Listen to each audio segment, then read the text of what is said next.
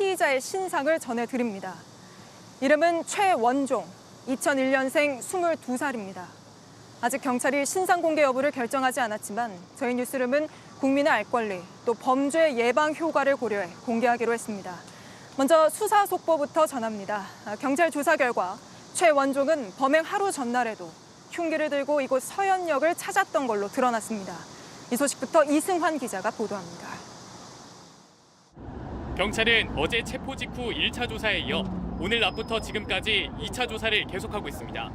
최원종은 스토킹 집단이 있는데 그들을 살해해 그 존재를 알리려 했다고 진술했습니다. 망상이 범행으로 이어졌다는 주장입니다. 하지만 경찰은 여러 가능성을 열어두고 수사하고 있습니다. 사건 전날 흉기를 사고 범행 장소에 간 사실도 확인됐습니다.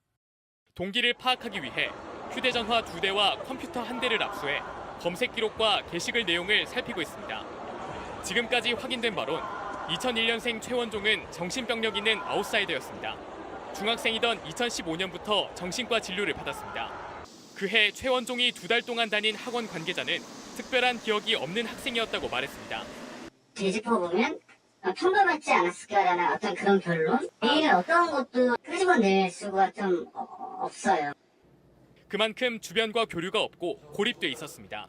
조용했지만 수학 문제를 잘 푸는 아이였습니다. 그래서 그런 부분이 놀랍기도 하고. 고등학교는 1년을 못 다니고 대인 기피증으로 그만뒀습니다. 자퇴 뒤인 지난 2020년 조현성 인격장애 진단을 받았습니다. 고립과 단절이 특징인 정신장애입니다. 하지만 어제 흉기 난동을 벌일 때까지 제대로 된 치료는 받지 않았습니다. 경찰은 지금까지 조사한 내용을 토대로 오늘 밤 최원종에 대한 구속영장을 신청할 예정입니다. JTBC 이승환입니다. 오후 5시 55분 인도로 사람을 노린 자동차가 덮쳤습니다. 피해자 최 씨가 운전한 차량은 이곳에서 사람 5명을 쳤습니다. 퇴근 시간이라 이곳에 많은 사람들이 몰려 있었습니다. 사람을 친 뒤 최 씨는 멈추지 않고 시속 80km의 빠른 속도로 달려갔습니다.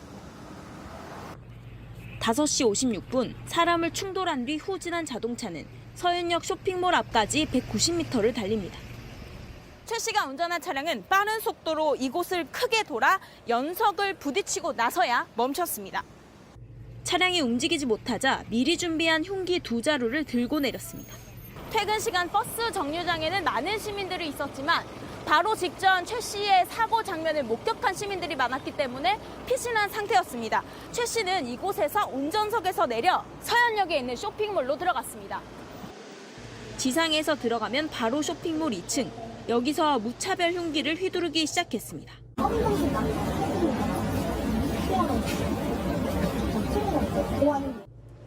5시 57분 사람이 많은 1층 광장으로 내려와 공격을 시작합니다. 무차별적으로 끔찍한 범행을 저지른 최 씨는 에스컬레이터를 타고 다시 도주했습니다. 5시 59분 두리번거리던 피해자는 2층으로 올라간 뒤 건물을 빠져나갑니다. 그런 뒤 200m를 뛰어 달아납니다. 6시 5분 서현 지구대에서 출동한 경찰이 한 아파트 입구에서 피해자를 붙잡았습니다. 10여 분 동안 벌어진 악몽이 끝나는 순간이었습니다. JTBC 조소입니다. 딱 2주 전 서울 신림동에선 조선이 젊은 남성들을 흉기로 공격했습니다. 어제 최원종의 범행이 이 사건을 모방한 거 아니냐는 분석도 있었는데 들여다보면 다른 점이 있습니다. 조선이든 최원종이든 이런 공격성을 미리 발견하고 막아내려면 먼저 분석이 필요할 텐데 최규진 기자가 전해드립니다. 신림역 부근에 나타난 피의자 조선이 노린 건 또래 남성들이었습니다. 달려든 첫 목표물 20대 남성입니다. 찌르고 누른 뒤 다음 대상을 찾습니다. 골목을 달리면서 마주친 노인과 여성은 무시하고 젊은 남성이 보이자 곧바로 공격합니다. 서현역 근처 백화점에 나타난 최원종의 양상은 또 달랐습니다. 여성을 쫓아가다 놓치면 바로 옆 남성에게 달려듭니다. 피해자 성별은 남성 4명에 여성 5명, 연령대는 20대에서 60대까지였습니다.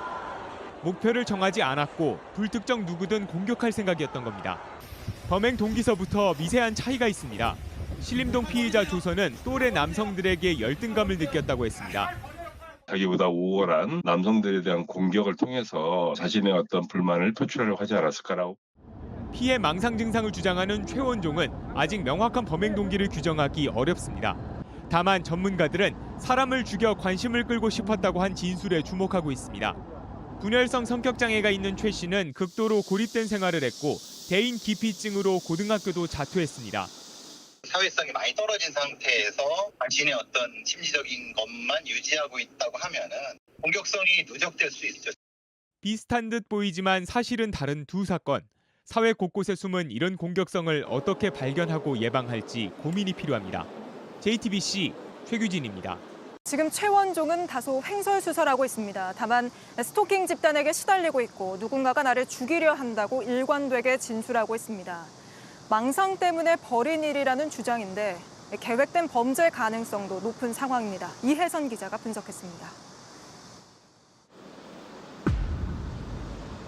범행 전날 최원종은 인근 대형마트를 찾았습니다. 이곳에서 흉기 2개를 샀습니다. 2일 저녁 6시 40분경으로 저희가 확인했습니다. 네, 카드로 구매한 것 같습니다. 그런 직후 사건 장소인 서윤역 주변으로 이동했습니다. 범행 도구를 가지고 미리 범행 장소를 물색한 셈입니다. 경찰은 최원종 범행 동선에도 주목하고 있습니다. 접근 방식부터 이례적이었습니다. 차량으로 돌진했고 유동인구가 많은 곳을 노렸습니다. 인도 쪽에서 그냥 와가지고 다 친 거예요. 그쪽 일부러 친 거 같아요. 애초에 대량 살인을 목적으로 했을 가능성이 높은 겁니다. 범행 장소를 빠져나와 도주하는 과정에 흉기를 숨기기도 했습니다. 백화점에서 범행을 저지른 최 씨는 이곳까지 도주했습니다. 범행에 쓰인 흉기는 이곳에 숨겼습니다.